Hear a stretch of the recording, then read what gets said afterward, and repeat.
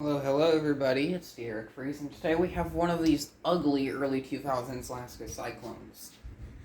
I pretty much just have it because I kind of like these, and yeah, they're unique, they're weird, and not many collectors have them.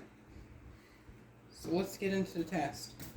Here's low speed. I don't have much to say, but like the Galaxy 2150s I have, this one is quiet and moves a lot of air, but I will say that this thing's a bit noisier on high speed. Now, some point in the future, sometime I will do a side-by-side comparison against this and a 2150, probably the amber one that's out here in my living room because that fan's in good condition and I use it a lot. But this thing is very quiet. It's a bit noisier than a 2150 because that one's actually running on low speed right now.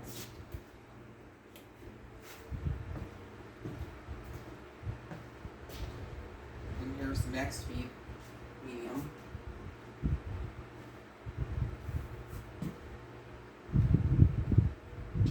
I've been using this one in the kitchen this year so far, down by the table in these hotter days. This is probably one of the go-to ones. It's just kind of been resigning out here because when I've been doing schoolwork or coming back inside for a minute, it's very hot outside. I tend to sit in front of this fan for a few minutes and get cooled off and then continue doing something else. And this fan does that job pretty good. Here's high.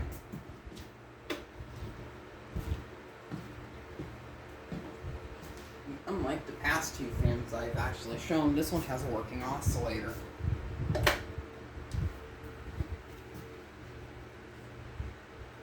Maybe I take back what I said, this thing may be quieter than my 2150. It appears to be, anyway.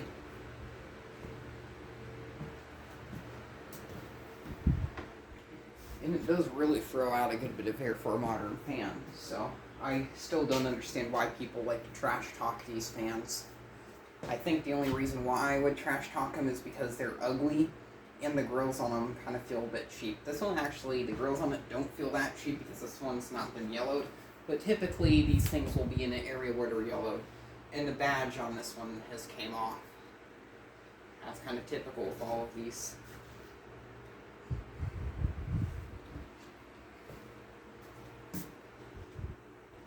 It's a bit dirty.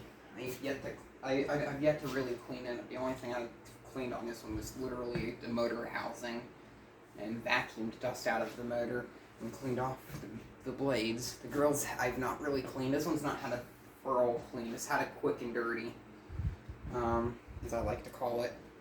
Which I don't normally do the quick and dirty kind on many of the fans.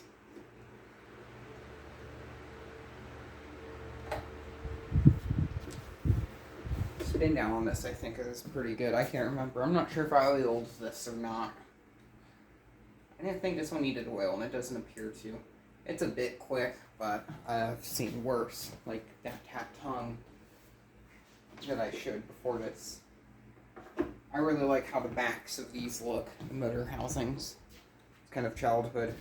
When I was younger, I saw a 16-inch version of one of these. I think it had, I'm not sure if it had like a dark blue blade or if it was gray, but I saw one of those. This one has like a very light brown, like goldish bronze colored blade.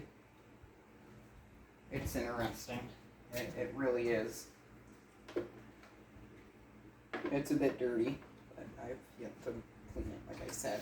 The plug on this is also interesting. This, I think, was made in the mid to later 2000s because it was after recall. But the plug is clear, and then there's like a center, like another plug in there underneath of it that is blue. I've never seen that before.